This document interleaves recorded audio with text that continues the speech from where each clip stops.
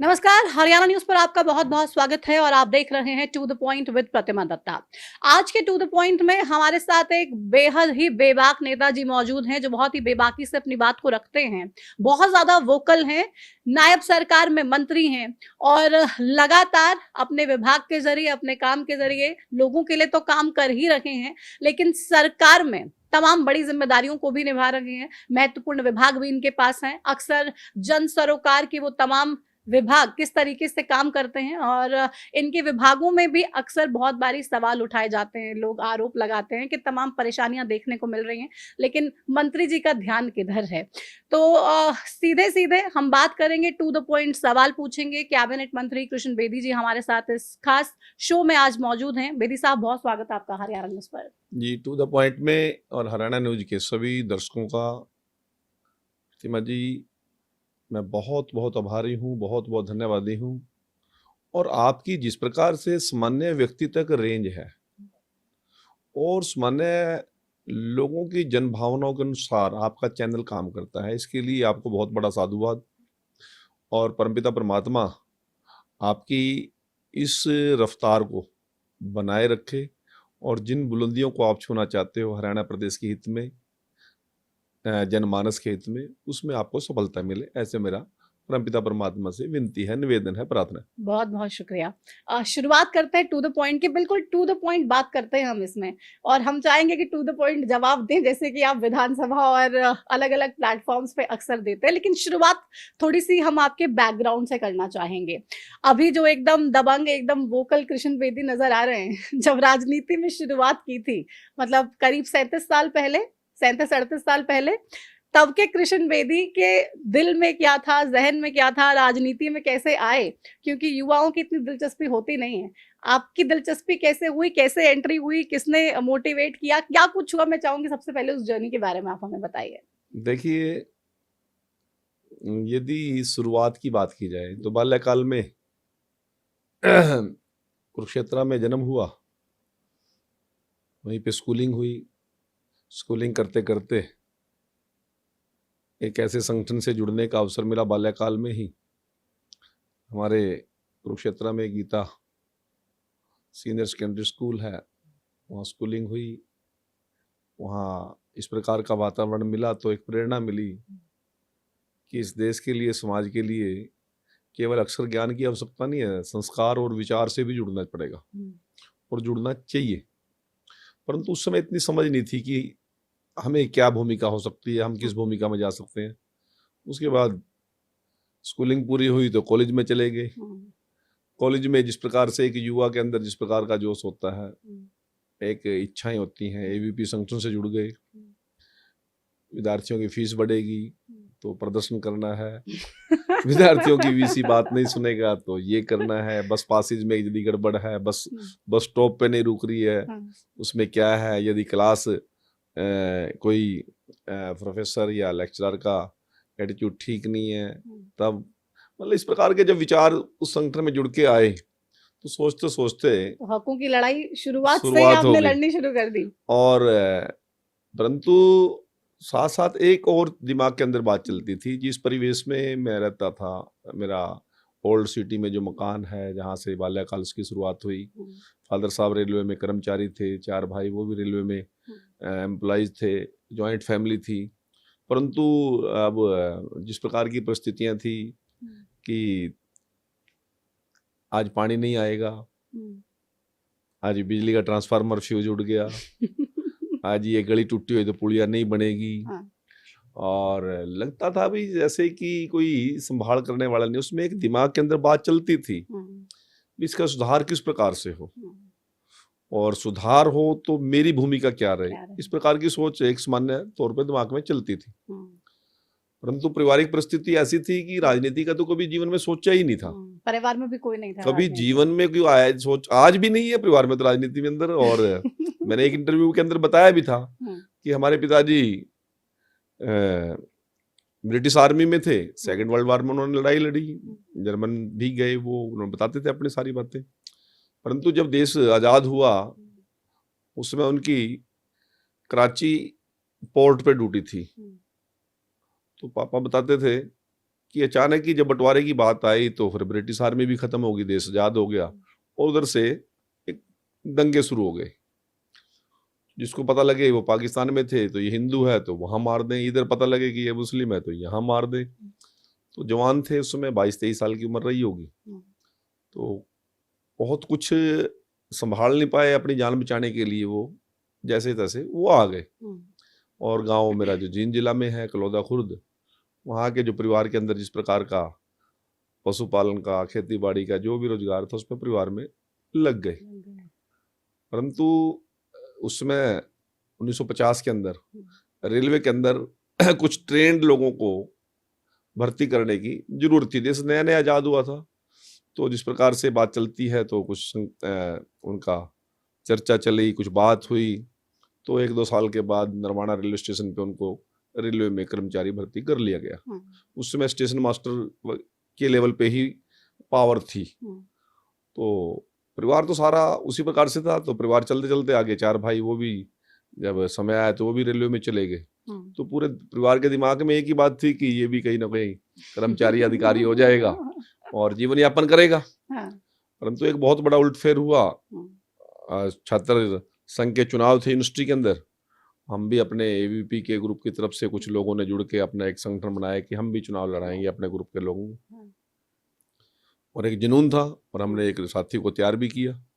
परंतु पारिवारिक परिस्थितियां ऐसी थी कि वो साथी नॉमिनेशन भरने से पहले ही मैदान छोड़ के भाग गया, छिप गया। अच्छा। माँ बाप के दबाव में माँ बाप ने कहा कि नहीं, ये हमारा तो एक ही बेटा, आप चुनाव नहीं लड़ेंगे, क्या करना हमने यूनिवर्सिटी में चुनाव लड़ने। फिर आप तो बड़ी दुविधा में पड़ गए होंगे। तो हम उसकी गारंटी लेके बैठे थे ना। जब हमारा कैंडिडेट भाग गया तो फिर ग्रुप ने निर्णय किया कि ये आप ही की चॉइस थी। और हमें तो डाउट था कि ये भागेगा मैदान छोड़ के। अब तो ग्रुप की बेइज्जती हो गई है, अब आपको चुनाव लड़ना इसकी जगह। अच्छा। तो वो बड़ा कठिन समय था, क्योंकि परिवार में तो कोई मानने के लिए, सुनने के लिए तैयार ही नहीं था। वो बिना बात की मुसीबत गड़ पड़ गई। हाँ, मतलब ये भी कह सकते हैं ना, राजनीति ने ही आपको चुन लिया। हाँ, मैं बताता हूँ। तो फिर क्या हुआ, फिर फंस गए, तो चुनाव लड़ना पड़ा। परिवार के लोग तो जिससे बात करने की हिम्मत नहीं थी परिवार में। इस प्रकार का आज भी माहौल नहीं है मेरे परिवार में कि मैं बड़े भाई से डायरेक्ट, मैं आज मंत्री हूँ 2 बार का, मैं आज बड़े भाई से डायरेक्ट बात करूँ, ऐसा माहौल आज भी नहीं है। अच्छा, डर लगता है आपको? पूरा लगता है। 1989 में तो क्या स्थिति होगी आप सोच सकते हो, ज्वाइंट फैमिली थी। तो बड़ी हिम्मत करके जो 2nd नंबर के ब्रदर है उनसे कोई बात की, वो कहने लगे भाई बात सुन, मैं तेरी बात तो रख दूंगा पापा के सामने, पर लगता है मेरे भी कोई घर से निकलवाएगा, तू अपना लेवल की बात नहीं है, वहाँ तो कुछ और तरह का माहौल होता है। तो मैंने कहा जुबान की बात है, आप मेरी जुबान पे चलो, बाकी कुछ नहीं करे, आगे तो नहीं बढ़ेगा, मगर नहीं आगे नहीं बढ़ूंगा, तौबा है मेरी। तो वो घटना घटी। अब वो चुनाव लड़े, तो चुनाव लड़ने के बाद लोगों ने प्रधान जी कहना शुरू कर दिया। जीते कि नहीं? हाँ, जब प्रधान जी कहना शुरू कर दिया तो फिर प्रधान जी का चस्का पड़ गया। तो फिर प्रधान जी की पुलिस में भी राम राम हो गई, प्रधान जी की यूनिवर्सिटी में भी राम राम हो गई, प्रधान जी की गली में भी राम राम हो गई। तो आपको मजा आने लग गया कि भाई ये तो बड़ा बढ़िया चीज है, लोग सैल्यूट भी मार रहे हैं, इज्जत भी दे रहे हैं। घर के भी कहने लगे अब तो प्रधान हो गया। अब वो प्रधान जी का चस्का आज यहाँ तक ले आया। और जब पीछे मुड़ के देखते हैं तो मैं माँ बाप की इच्छा नहीं पूरी कर सका, कि माँ बाप तो चाहते थे कि मैं अधिकारी बनूं, कहीं सरकारी सेवा में जाऊं, परंतु वो सपना नहीं पूरा कर सके हम। लेकिन उससे भी आगे निकल गए तमाम अधिकारी। नहीं, आप लोगों को लगता है कि, परंतु जब बच्चे को वो टॉफी चाहिए ना, उसको आप आइसक्रीम खिलाओ और उसको उसके बाद आप कुछ और चीज खिलाओ, पॉपकॉर्न दो, कुछ और दो, परंतु उसकी आत्मा तो टॉफी में है। मेरे माँ बाप की आत्मा तो ये थी कि अधिकारी लगे। और परिवार की भी यही थी कि ये अधिकारी लग जाए।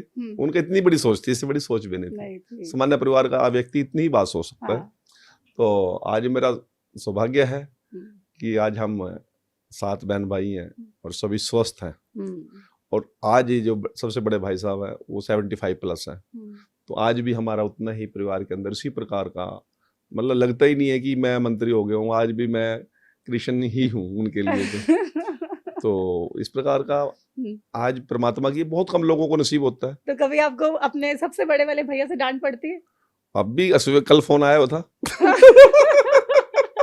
तो डांट पड़ी। ये सुबह हमारी सभी भाइयों की एक बार कम से कम जरूर बात हम करते हैं, पूरे परिवार की बात करते हैं। और जो सब मेरे से बड़े हैं, सेकंड लास्ट टू सेकंड है, वो तो रात फैमिली समेत आए थे, डिनर करके गए, बच्चे आए होते उनके साथ। तो उनका तो रूटीन में डेली बात, उनसे मेरा दोस्ताना है। हाँ। उनसे कोई भाई वाला नहीं, हम तो दोनों बचपन से ही एक दोस्त की तरह रहते हैं। लेकिन सबसे और बड़ा कोई भाई तो थोड़ा फादरली हाँ, फिगर वो टाइप फादरली होता है वो तो, परंतु आज परमपिता परमात्मा की कृपा है कि उन सभी का आशीर्वाद मेरे पास है। मैं अपने आप को बड़ा सौभाग्यशाली समझता हूँ। और मैं एक इंटरनल बात बता दूं, जो मेरे बड़े भाई के बच्चे हैं वो आज वो भी बाल बच्चेदार हो गए, उनके बच्चे भी शादीशुदा हो गए हैं। तो उधर मेरे बच्चे भी जब आपस में जब बैठते हैं ना, तो ये कहते हैं भाई हमारे को कब चौधर मिलेगी, ये तो पंचो पानी आंख आंख में कब बात कर जाते हैं। तो वो इस प्रकार की बात है, हम कभी मुंह से भी ना बात करें, सिर्फ एक बात भी कर लेंगे तो सारों को वो समझ में आ जाएगी बात, भी बड़े भाई साहब ने क्या कहा। यदि मैंने कोई बात एक्सप्रेस करनी है तो फिर वो हमारा ही फैसला होता है। अच्छा। तो आज तक इतनी अंडरस्टैंडिंग है कि बहुत कम भाग्यशाली लोगों को मिलती है, किस्मत है मेरी। लेकिन चुनाव भी लड़े, जब फॉर्मल राजनीति में एंट्री करी तो भी बड़ा दिलचस्प रहा हो सफर भी। अब विधानसभा सीट भी बदली, तो मतलब तब टेंशन हुई कि नहीं, जो शुरू से कॉन्फिडेंस था कि भाई प्रधान जी नहीं, वाला अभी दूसरा जज्बा। इंसिडेंट जो हुआ वो नगर पालिका चुनाव का हुआ। जब मैं वो तो कॉलेज गोइंग था उस समय, तो जब चुनाव लड़ा, परंतु मैं लास्ट सेकेंडर का स्टूडेंट था। तो हमारे यहाँ पे कुरुक्षेत्र में एक कोई घटना घटी थी 27-28 साल पहले। तो हमारे वहाँ को स्टे लगा था नगर पालिका चुनाव में। तो हमें तो पता ही नहीं कब चुनाव हुआ, तो वो क्या होते हैं एमसी, हमें जानकारी नहीं थी, ऐसी कुछ पता ही नहीं था। तो अचानक वो स्टे टूटी और 94 में दिसंबर में कोई चुनाव की घोषणा हुई। 28 दिसंबर को शायद वो चुनाव था 94 में। तो जो मेरा वार्ड था वो रिजर्व हो गया, और हमारे को तो पता ही नहीं था अभी कि क्या होता है क्या नहीं होता है एमसी। तो इस प्रकार से कॉर्नर मीटिंग आपस में लोगों की चलने लगी। तो फिर वो कई लोग भाग दौड़ कर रहे थे, सीनियर मोस्ट लोग भाग दौड़ कर रहे थे। तो अब हमारे पिता, हम 5 भाई थे, परिवार बड़ा था, वेल सेटल परिवार था उस अपने हिसाब समाज के हिसाब से।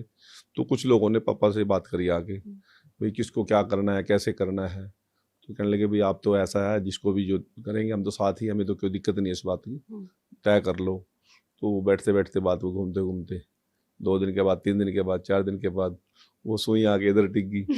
तो मेरे पापा बड़े चिल्लाए, कहने लगे क्या हमारे साथ नाम, नहीं हमारा लड़का तो अभी MSc की हो गई है, LLB कर रहा है, इसने अधिकारी लगना है, हम तो ये काम करेंगे ही नहीं। कहते नहीं ऐसा है जी, हमें जरूरत है समाज को, ऐसे कर करके। तो ये 4-5 दिन 6 दिन द्वंद चला, और एट लास्ट तो जो लोगों ने आके कुछ जिस प्रकार के एक व्यवहार होता है, नहीं जी हम ये चौधर यहाँ रख दी, या पगड़ी गांव में जिस प्रकार से बोलते हैं, शहर में बोलते हैं, वार्डों में बोलते हैं, हमें तो ये पगड़ी यहाँ पे लाकर रख दीजिए, आप ठोकर मारो, रखो, क्या करना है क्या नहीं करना है। तो पकड़ लेंगे, इसकी स्टडी चल रही है, हम नहीं चुनाव लड़ाएंगे। उन्होंने कहा हम इसकी स्टडी कब रोक रहे हैं, कर लेगा, हम तो साथ खड़े हैं, ये है वो। तो पार्षद हो गए 94 में। तो उसके बाद कहीं सोचना शुरू किया कि कोई राजनीति के अंदर आगे बढ़ना है या क्या करना है। पार्षद भी जीत गए, पार्षद जीत गए तो दूसरे तरह की जिम्मेवारी शुरू हो गई। जब पार्षद जीते तो पता था कि भाई एक पार्षद को क्या करना होता है, वो किसने सिखाया? उस माने जितनी समझ थी उतना तो करते थे, परंतु कुछ आगे कोई अभिभावक नहीं था राजनीति के अंदर कि कोई आगे बढ़ना है तो क्या करना है, कैसे करना है, कैसे करना है। वो एक रूटीन का लाइफ था जैसे, परंतु जूझने की, लड़ने की, और लोगों के लिए लड़ने की, और लोगों को रिलीफ देने की एक जिद थी लाइफ के अंदर। और परमपिता परमात्मा का ऐसा आशीर्वाद रहा कि वो जिद आज तक भी है। मैं इसको अपना, लोग इसको कुछ और शब्द यूज कर सकते हैं, परंतु मैं इसको अपनी USP मानता हूँ कि मुझे जूझना अच्छा लगता है, मुझे लोगों के लिए लड़ना अच्छा लगता है। वो टेम्पो में मेरा आज भी उतना ही है जो पहले दिन था, उसमें कहीं कोई कमी नहीं आई है, कहीं कोई सुस्ती नहीं आई है, कहीं कोई कोताही नहीं आई है। वो एज इट इज है। जिसकी मैं जिद करता हूँ तो उसको काम को निपटा के ही मैं आराम करता हूँ। और मैं डेली ये सोच के उठता हूँ परमपिता परमात्मा से कह के कि जितनी मेरी सोच है उस सोच को मैं आगे बढ़ा सकूं। तो फिर वो दूसरी तरह की बातें चल गई, वहां पर राजनीति में आ गए। तो फादर साहब ने तो बहुत ना करी थी उसमें भी, परंतु वो भाई कहने लगे चलो सारे समाज की बात मान लेनी चाहिए। तो फिर एक घटनाक्रम और हुआ, हालांकि मुझे नहीं लगता कि मुझे इस चैनल पे उसका जिक्र करना चाहिए। तो जब मैं MSc कर रहा था तो एक व्यक्ति तो अब दुनिया में नहीं है, वो संपर्क में आए उसमें मंडल कमीशन, ये वो, एक नई तरह की राजनीति देश के अंदर स्वरूप ले रही थी।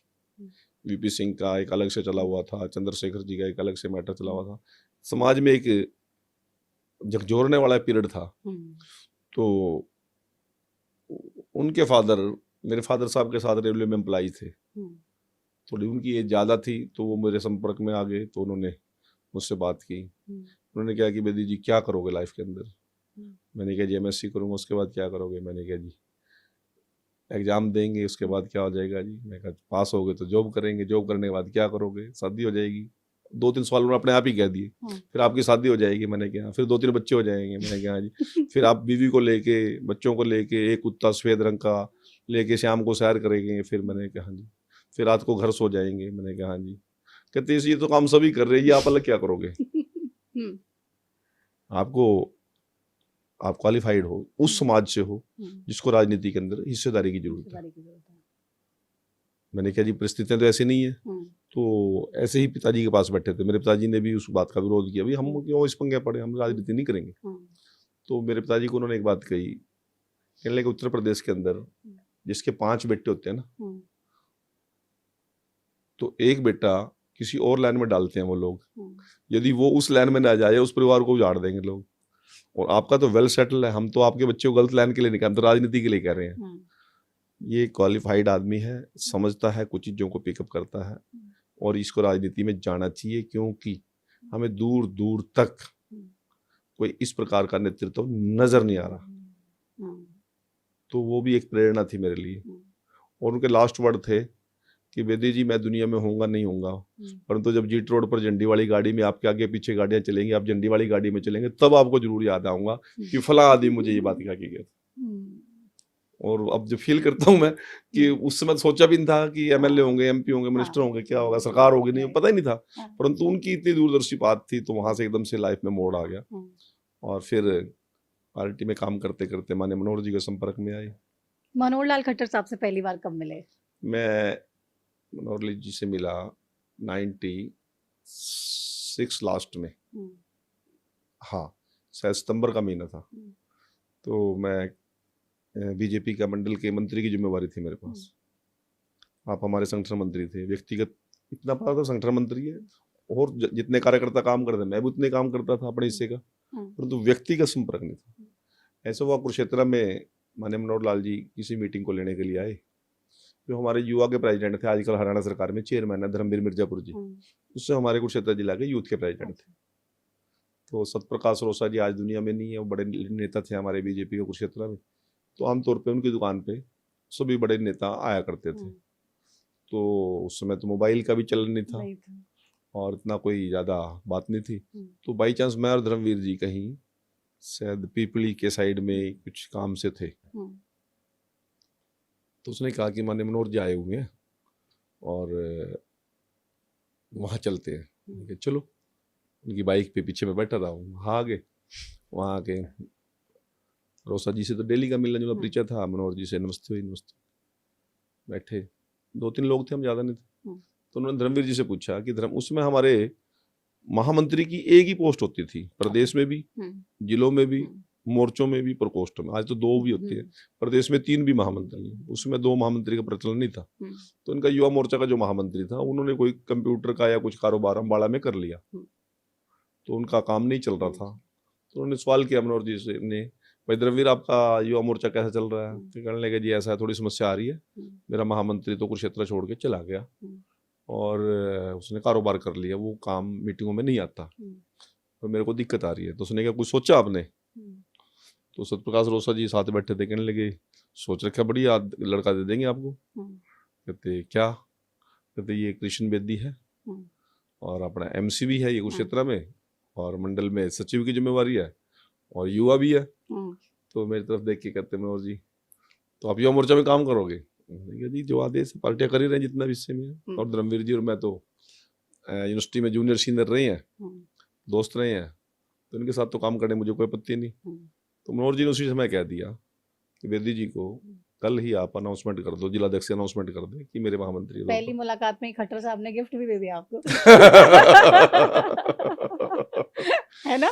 तो वो दिन सो आज का दिन लगातार जुड़े रहे, हम्म, संगठन की रीति नीति सीखते रहे, उनसे धैर्य सीखा, संयम सीखा, संगठन को आगे बढ़ाने की सोच सीखी। और सौभाग्य ऐसा रहा कि कभी सोचा नहीं था कि एक ही कालखंड के अंदर वो भी विधायक होंगे, हम भी विधायक होंगे, और उनके नेतृत्व में मैं मंत्री भी हो जाऊंगा। इतना जिंदगी में मंत्री की तो पता ही नहीं था। मनोहर जी मुख्यमंत्री की अनाउंसमेंट हो गई थी, बस ये सबसे बड़ी सपना हमारा पूरा हो गया था। तो आपको लगा कि भाई मनोहर जी से तो मेरे बड़े अच्छे रिश्ते हैं, ये सीएम बन गए तो मेरा फ्यूचर अब ब्राइट होगा? नहीं, डर लगता था। डर लगता था? हाँ, मैंने कहा सरकार बन गई है, विधायक बन गए हैं, अब वो ज्यादा डांट पड़ेगी। तो खट्टर साहब से आपको डांट पड़ी है क्या कभी? तो डांट पड़ी है कि नहीं खट्टर साहब से? हमारे सबके आदरणीय है, डांट में भी हमेशा प्रेरणा होती है उनकी, और काम सीखने का मौका मिला जीवन में। शायद उनके संपर्क में ना आते तो जीवन में काम ना सीख पाते, नेता हो जाते पर काम ना सीख पाते, वो एक अनुशासन ना बनता, एक जूझने की ताकत ना मिलती। सौभाग्य से हम तो उस दिन मनोहर जी को मैंने मुख्यमंत्री के तौर पर शपथ लेनी थी, हमें तो कोई जानकारी नहीं थी कि हम भी मंत्री हो जाएंगे। हमें तो रास्ते में पता लगा ये लालरू वाले टोल पर भी आपको भी मंत्री पद की शपथ लेनी है मुख्यमंत्री जी के साथ ही। हम तो सिर्फ इसी में खुश थे कि हम विधायक हो गए, मनोहर जी मुख्यमंत्री हो जाएंगे, और हमारे देश के प्रधानमंत्री मोदी जी ओथ दिलाने के लिए आ रहे हैं। बस उस कार्यक्रम में उस सोच के में आए थे हम। तो टोल प्लाजा पे मैसेज भीड़ थी, जाम था बहुत तो बड़ा। पहला फोन किसका आया आपको कि आप मंत्री पद की मेरे शपथ पास लेने वाले मेरे हैं? पास जो मैं बता रहा हूँ बड़ा सरप्राइज की बात है। अब जीवन में पता ही नहीं था क्या होता है, विधायक हो गए हैं, चलो ठीक है बस। तो जाम था बहुत बड़ा, रैली बहुत बड़ी थी उस दिन। माननीय प्रधानमंत्री जी आए हुए थे, अडवाणी जी भी आए हुए थे, बहुत मुख्यमंत्री आए हुए थे, अन्य बादल जी वगैरह। तो शपथ थी हमारे यहाँ 5 सेक्टर में। तो सुबह से ही काफिले चले हुए थे गाड़ी के, मैं भी रास्ते में था। तो मेरे पीए, मेरी गाड़ी में काफी लोग थे, एक मेरा जो पीए था वो पीछे बैठा था सीट, पिछली सीट पे। तो उसने कहा कि एक ना फोन है जी, ये बात करना चाह रहे हैं राजभवन से। मैंने कहा क्या कहते हैं? कह एक वो दर्शन सिंह थानेदार है, वो ना आपसे बात करना चाहता है। मैंने कहा चलो विश्वास कर दो, बधाई कर देगा, मैं कह देना बाद में बात कर। हम कुछ बात कर रहे थे, गप्पे मारे थे, दूसरे मूड में थे। मैं कहा बाद में कर लेगा, बधाई दे देगा। कहता ठीक है जी। मैं कह ठीक। मैंने कहा कोई विश करना होना चाहता होगा, बधाई देना चाहता होगा, इतनी बात होगी।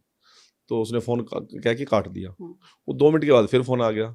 तो कहते जी ये ना कह रहे हैं जी आपने ना मंत्री पद की शपथ लेनी है और आप जल्दी स्टेज पे पहुंचो। मैंने कहा कौन कह रहा है? कहते दर्शन सिंह थानेदार है कोई। मैं कहा थानेदार मेरे को बताएगा शपथ लेने, क्यों मजाक कर रहा है? मैंने कहा कहते ऐसा नहीं होता। तो उसका दोबारा फिर फोन आ गया, फोन फिर मैंने लिया तीसरी बार में। वो पंजाबी में बोल रहा था, कहता जी मैं राजभवन तो बोल रहे हैं और तुसी राज मंत्री दी ना शपथ लेनी है कि उत्थे जल्दी पहुंचो। मैं क्या आप कौन है? कहता जी मैं ऐसा ही दर्शन सिंह है। मैं कहा दर्शन सिंह बताएगा, ये ऐसा ही बताएगा मुझे शपथ लेने के लिए? तेरे को मजाक करने के लिए मैं मिला। मैंने कहा अमर जी इसका नंबर नोट कर ले, मैं शपथ के बाद जब ओथ खत्म हो जाएगी पूरे मुख्यमंत्री तब इससे बात करूंगा। कहता सर मेरी कोई गलती कोई नहीं, मैंने लिस्ट दी है, थोड़ा नाम तो मैसेज देना मेरी जिम्मेवारी है। मतलब मुझे एक बहुत देर के बाद ही ये विश्वास हुआ कि एक थानेदार मुझे कह रहा है कि आपको ओथ लेने के लिए जाना है। कोई और कोई मैसेज नहीं था, ऐसा बड़ा कोई फोन नहीं आया, नहीं पार्टी की तरफ से भी नहीं था, किसी और राजभवन से नहीं था, किसी अधिकारी का नहीं था, संगठन के भी किसी लोगों का नहीं फोन आया।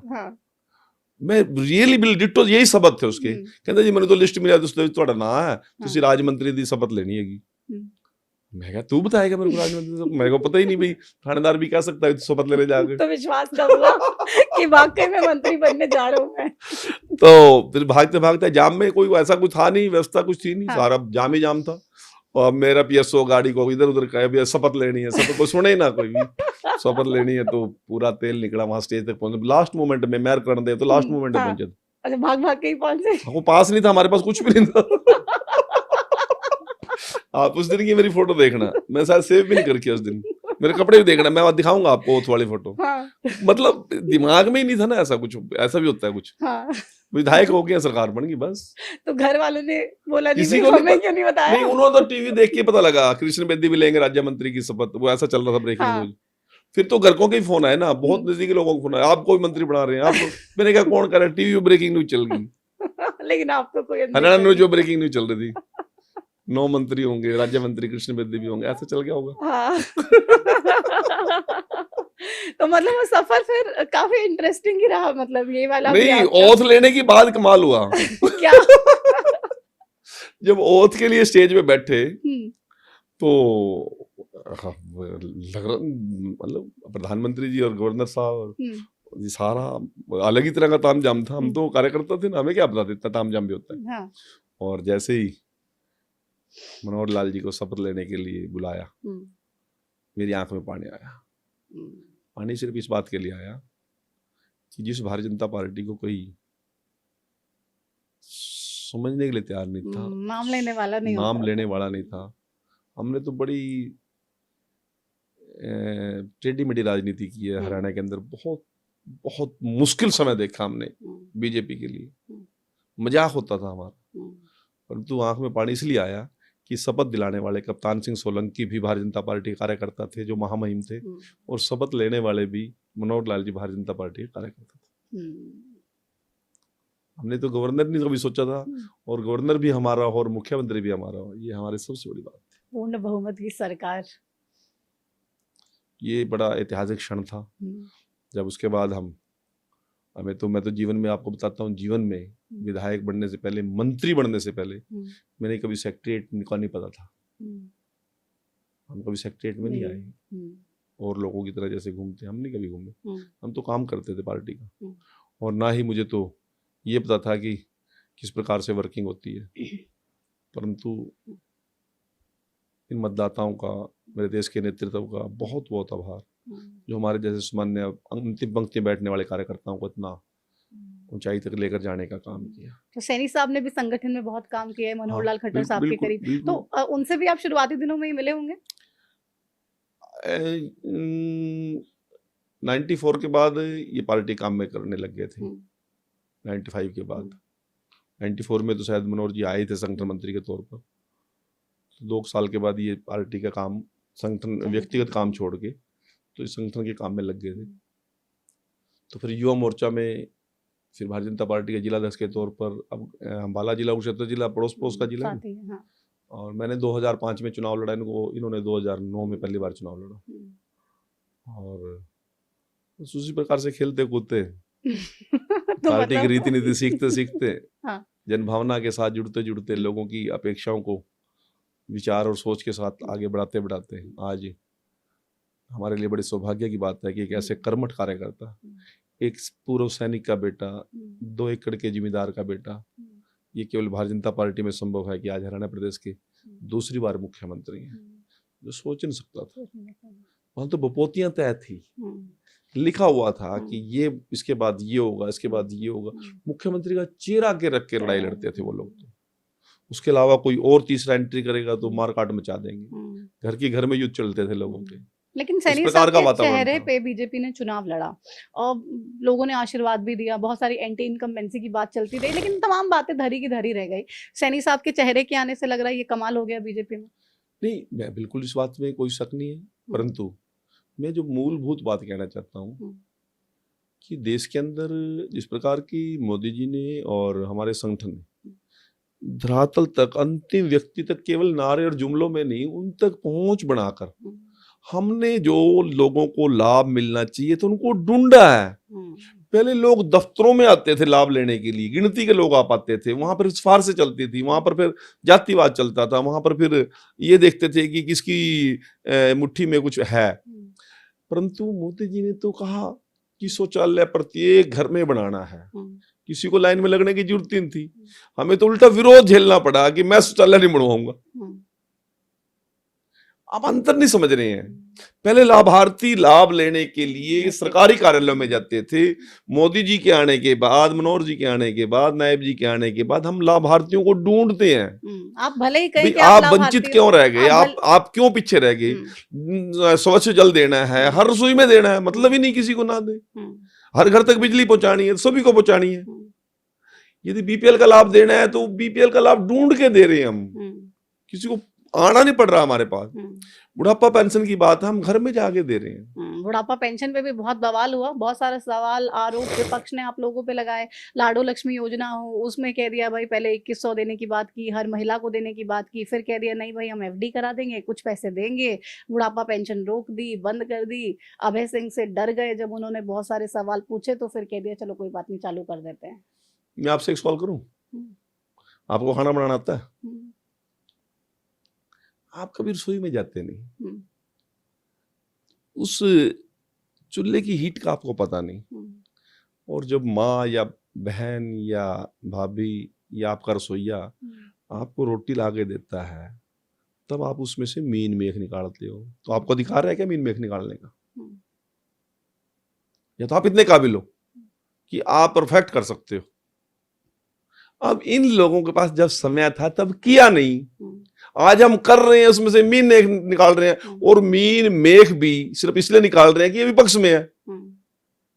यदि विपक्ष में ना हो और इनको दोबारा भी मौका मिल जाए, वही चलाएंगे। नहीं तो उनको तो प्रॉब्लम तो है ना। क्यों नहीं कांग्रेस, क्यों नहीं जब इन लोगों को मौका मिला, कांग्रेस की पर्ची और खर्ची को इन्होंने क्यों नहीं बंद किया? क्यों जातिवाद पे बंद नहीं किया?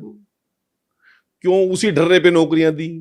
उसी ढर्रे पे भाई इस जिले का मुख्यमंत्री बन गया तो पानी इस जिले में जाएगा, उस जिले में जाएगा ही नहीं। नौकरियां इस जिले में मिलेंगी, इस ग्रुप को मिलेंगी, तो क्यों नहीं बंद की इन लोगों ने? इन लोगों ने कौन सा सुधार किया है? मनोहर लाल जी ने पहला सवाल किया हमसे, हम मंत्रिमंडल में थे और 1 साल के बाद उन्होंने अचानक को बात की। हम मंगलवार को अचानक बैठते थे, सभी अनऑफिशियल बैठते थे, बिना एजेंडे के बैठते थे सभी मंत्री, 11 बजे से लेके 1-1.5 घंटा 2 घंटा, या दिन में नहीं बैठ पाते थे, कोई व्यवस्था होती थी, रात को मुख्यमंत्री जी की आवाज से बैठते थे। मुख्यमंत्री जी ने अचानक, मेरे को याद है, अचानक ये बात कही कि मैं मेरिट के आधार पर नौकरियां देना चाहता हूं। मैं पूरे मंत्रिमंडल का एक्सप्रेशन बताता हूं जिसमें मैं स्वयं भी था। हम 1-1 फुट कुर्सी से ऊपर उठे। तो मनोहर लाल जी ने कहा मैंने गलत बात कौन सी कही भाई? तो हम सभी ने, मैं किसी का नाम लेता, हम सभी के एक ही लाइन थी, तो हम अपने हल्के के बच्चों को नौकरी कैसे देंगे जी? तो उसने कहा कि मैंने कब कहा है कि बेदी जी आपके हल्के के लड़के सारे मेरिट पे ना आए, 500 पोस्ट निकले, 500 साल बाद से मेरिट में आ जाए, उनको कौन रोक देगा? मतलब आपको भी ऐसा लगा था कि बिना पर्ची खर्ची मतलब के नौकरी हो ही नहीं सकती? लोग मार देंगे जैसे हमें, हमने नौकरी नहीं दिलाई तो लोग हमारा मर्डर कर देंगे। अब हमें लोग ये कह रहे हैं, मनोहर लाल जी ने ये तर्क दिया, यदि 500 बच्चे यदि भर्ती करने हैं और सारे के सारे बच्चे शाहबाद विधानसभा के मेरिट में आ जाएं, मैं उनको नौकरी ना दूं, फिर तो बेदी जी आप मेरे से नाराज हो, लड़ो। या अन्य विधायकों मंत्रियों को भी कहा। जब मैं कह रहा हूं भी जहां से भी मर्जी आए, मेरिट पे जो आए उसको मिलेगी, बात खत्म होगी। इसमें आपको दिक्कत क्या है? आप बताओ। तो सारे कन्विंस हुए मंत्री? कन्विंस क्यों नहीं हुए? उसी के तो आधार पर तीसरी बार भी सरकार आ रही है।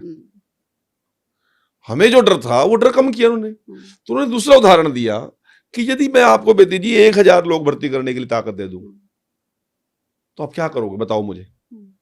सबसे पहले क्या होगा? अपना परिवार? मैंने क्या श्योर। फिर कौन होगा? रिश्तेदार? मैंने कहा हाँ जी। तीसरा कौन होगा? आपकी बरादरी? मैंने कहा हाँ जी। चौथा कौन होगा? आपका विधानसभा क्षेत्र? मैंने कहा हाँ जी। फिर उसके बाद क्या होगा? आपके यार दोस्त? मैंने कहा हाँ जी। फिर उसके बाद कुछ बचेगा तो फिर किसको देगा? फिर कह रहे पैसे वाले आ जाएंगे। मैंने कहा हाँ जी। तो फिर ये इस झंझट को क्यों मोल रहे? आपका काम ही नहीं है नौकरी देना। नौकरी देना एजेंसी का काम है, वो एजेंसी देना, जो योग्य हो जाएगा ले जाएगा। मैं भी आपको ये बात बताता हूं, बड़े फक्र के साथ बता रहा हूं बात में, यदि कांग्रेस के राज में ये पर्ची और ये खर्ची, ये सिफारिश ना चलती तो शायद मैं भी राजनीति में ना आता। कभी आपसे भी मांगी थी किसी ने? मैं भी राजनीति में ना आता। मैं आपको बता रहा हूं कि ये पर्ची खर्चियों ने ही, ये जो जनरेशन आई नई राजनीति के अंदर, ये उनकी पर्ची खर्चियों से दुखी होकर आई हुई है।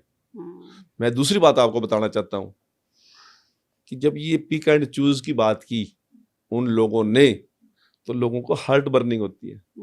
मेरे माँ बाप भी ये कहते थे कि फलां का लड़का इसलिए लग गया कि वो पैसे दे के आया होगा। कलंक था माथे पे, युवाओं के, योग्य बच्चों के माथे पे कलंक था। कितने दे के आए? आदमी कुरेद के पूछते थे कि भाई क्या कुछ दे के आओ? कहते नहीं जी मैं तो ऐसे लगा, और हो नहीं सकता भाई। ये कलंक था माथे पे। आज हार्ट बर्निंग नहीं है।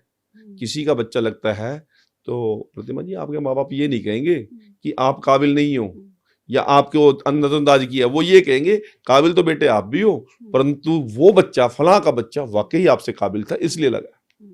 आप हार्ट वर्निंग नहीं है किसी को, बधाई देने के लिए जाते हैं। पहले लोगों की पंचायतें होती थी, पैसे मरते थे, आड़तियों के यहाँ चेक रखे जाते थे, माँ के जेवर बिकते थे, बाप की जमीन बिकती थी। यदि किसी पास जेवर और माँ बाप के पास जमीन नहीं है तो पशु बिकते थे। या रिश्तेदारों के भैयों में आज तक अंगूठे खड़े हैं लोगों के। तो ये सबसे बड़ा मास्टर स्ट्रोक बीजेपी का था।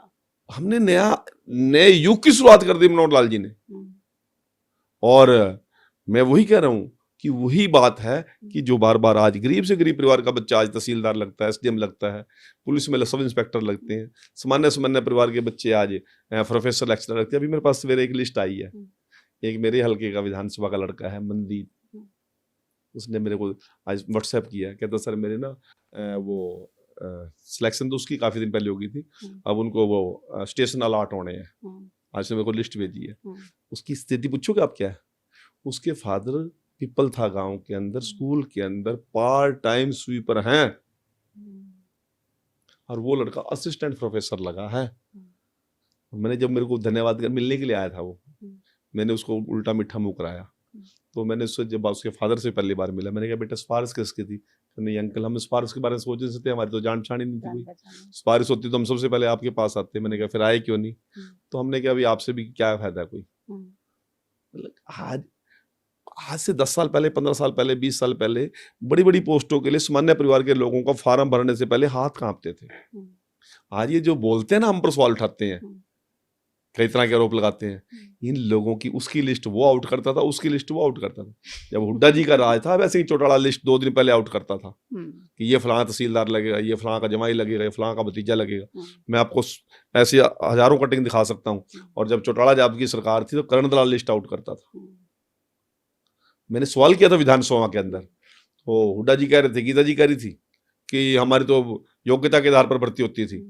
तो फिर मैंने कहा 2014 से पहले सारे ही काबिल बच्चे पॉलिटिशियन के घर में क्यों पैदा होते थे, अब क्यों नहीं होते? बताओ ना, 2014 के बाद किसका बच्चा, कौन से मंत्री MLA का बच्चा? बार बार कहते हैं आप लोगों का प्रोपेगेंडा था, आप लोग बड़े माहिर हैं ये सब झूठी बातें करने में, तो बस आप लोगों ने ऐसी फैला दी कि लोगों के दिमाग में बैठ गई। कैसे बैठ गई? अब बताओ ना, कौन से विधायक मंत्री का या विपक्ष के आदमी का, कौन से चेयरमैन का, किसका बच्चा क्या है? बता तो दो ना मुझे आप। ये सारे काबिल बच्चे 2014 से पहले इन पॉलिटिशियन के घर में पैदा होते थे। तय होता था प्रतिमा जी, बड़े दुख की बात बता रहा हूं भाई, फलां का लड़के तेरे इस लड़के को वो लेके आते थे, कोई सिफारिशी लेके आता था कि मेरे भतीजे को पेपर पास हो गया जी, इंटरव्यू में ठीक करा दो उसको। कहता भर्ती तो हो जाएगा ये, पर तो रिश्ता मेरी भतीजी से करना पड़ेगा, मेरी भांजी से करना पड़ेगा, मेरे साले की लड़की से करना पड़ेगा। 50-100 नाम तो मैं ऑन द रिकॉर्ड क्या बताऊं किसी के बारे में, 50-100 नाम तो मैं आपको वैसे गिना दूंगा। लेकिन बहुत सारे आरोप जैसे आपके ऊपर ये लोग लगाते ही हैं अक्सर, कांग्रेस और INLD भी हाल ही में निकाय चुनाव हुए। एक तो चलिए ये आरोप तो है ही कि आप लोगों का ये झूठा प्रोपेगेंडा ही है, बिना पर्ची खर्ची। अब ताजा भी नहीं है, हालांकि ये आरोप भी पुराना हो गया, वोट चोरी और सरकारी मशीनरी का दुरुपयोग। निकाय चुनावों में बीजेपी की बम्पर जीत, वोट चोरी और EVM सेटिंग से हुई। इनके आरोप की बात करेंगे तो आरोप का जवाब दूंगा, और यदि आप बम्पर जीत की बात करेंगे तो बम्पर जीत की बात जवाब दूंगा।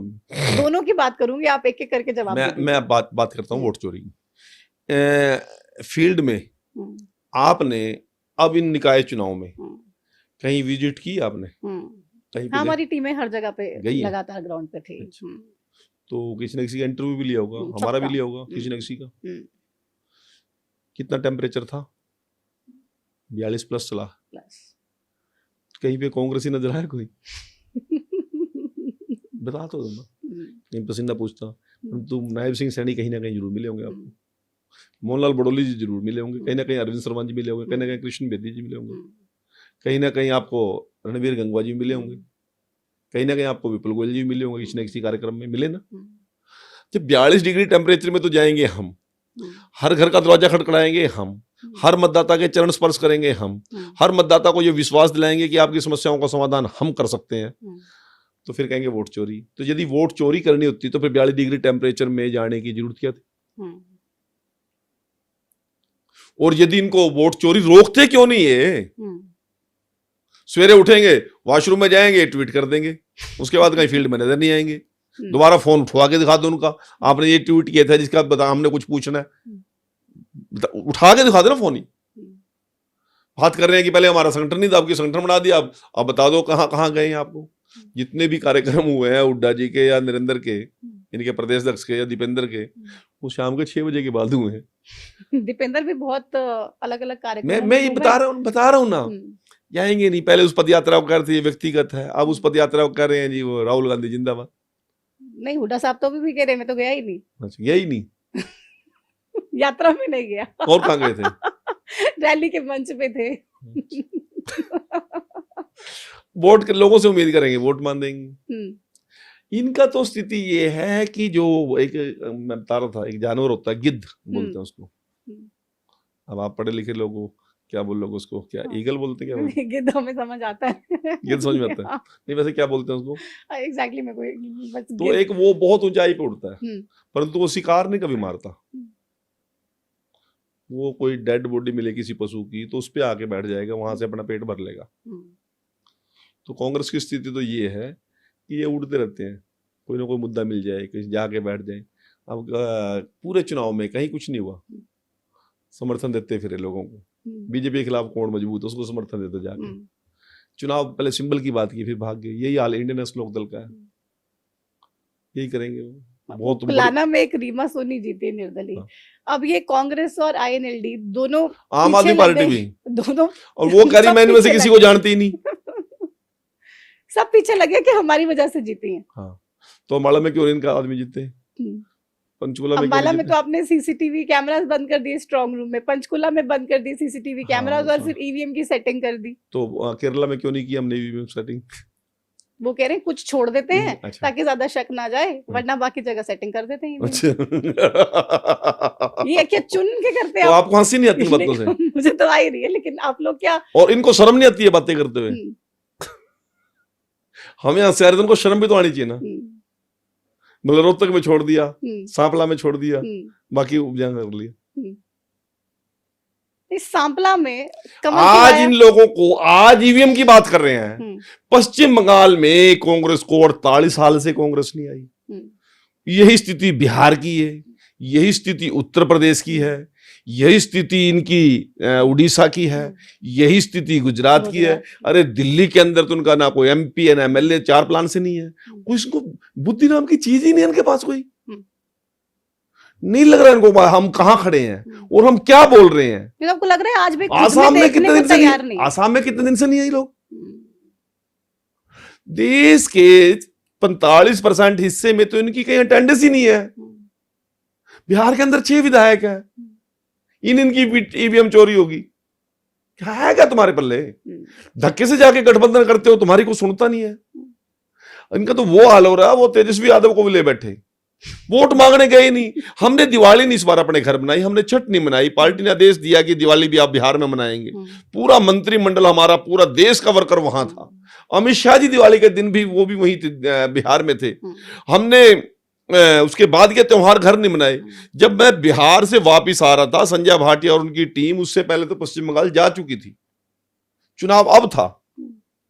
हमारे लोग केरला में जा चुके, तब से पहले आसाम में जा चुके थे हमारे लोग। इन लोगों के समझ में नहीं आ रही।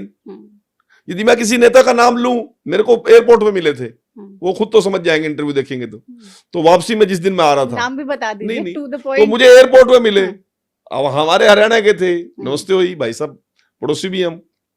तो मैंने क्या सर रहेगा, कहते देखते हैं क्या रहेगा। एयरपोर्ट पे हम कॉफी इकट्ठे पी हमने।